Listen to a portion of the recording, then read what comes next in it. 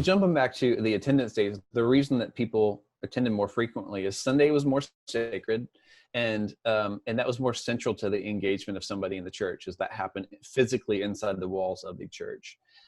Engagement, because we know that people are attending differently, doesn't mean that we have to just accept that. It just means we have to engage them differently. Right. And so the old playbook would say you can engage somebody when they step inside the walls of your church. When they knock on the front doors of your church, you open the door and you engage them. The new playbook, the new reality for us is the best opportunities we have in the church are to engage people are not inside the walls of the church. They're actually outside the walls of the church. They start there, because before somebody knocks on the front door of your address, your physical address, they're checking you out. They're looking through the window on Facebook, on Twitter, on Instagram, on your website. That's how they're engaging with you before you may even know that they're there. And so it just puts the ministry of communication in such importance for us, because we have to advocate for those people. And we have to know that if they have a bad experience when they're looking through the window or checking us out before, we probably have not earned the right to engage with them in person and disciple them and connect with them in that way. Right. And so it just means our engagement, we have to have a physical and a digital approach to this. We have to look at it as a both and they have to work together in concert with each other. They can't be in isolation or two whole separate experiences. They have to work together, just like Best Buy did. They know you may access this just by online and never step foot in our doors, or you may be using this as a bridge to connect with us inside the walls of that store. So I think the church, it can look the same. Our mission doesn't change. Our message doesn't change, but how we deliver that message and engage with people can change and can flow, just like the disciples did. Right. I think for us, it looks no different. So communication online can seem to look very different than communication in person.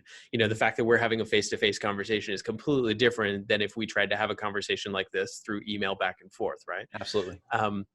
But the cool thing is this still is digital, right? This still is online. This still is face-to-face.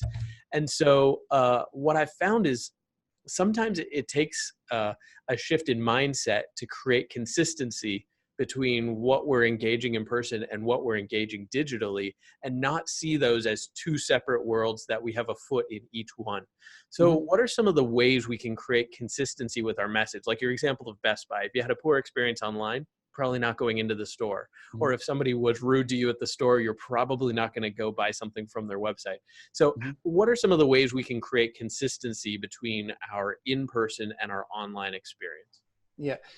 What I'd say is you have to start with your mission, your message, and clarity around that, so that you have a target to know, are you hitting this in person? Are you hitting this digitally? And you know the roles that both play on that. So, our mission may be, like, we believe as a church that we believe everybody should be in a small group. Not because we just want our numbers to go up for attendance and engagement in small groups. We believe that God's wired them for community, and that discipleship happens best in circles, not in rows.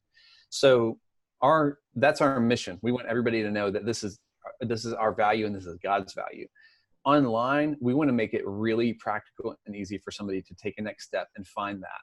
It's not, that may not be their destination. That's their direction. They're going to use online to be that direction. And we need to make sure that when they get there, when they get to the store, when they get to the small group, that they have the experience that we promised on that. So it's really, if you don't have clarity about the win that you're trying to accomplish, both for you and for the person you're trying to reach, you risk the chance that you're going to be off message, and that what you're selling is not what people are getting on that. Or when they get there, they have a different experience than what they expected. So I think it all just goes back to clarity. And that allows you, once you know what your message is, it allows you to change how you're delivering that message or how you're connecting with people. So yeah, again, this starts with clarity.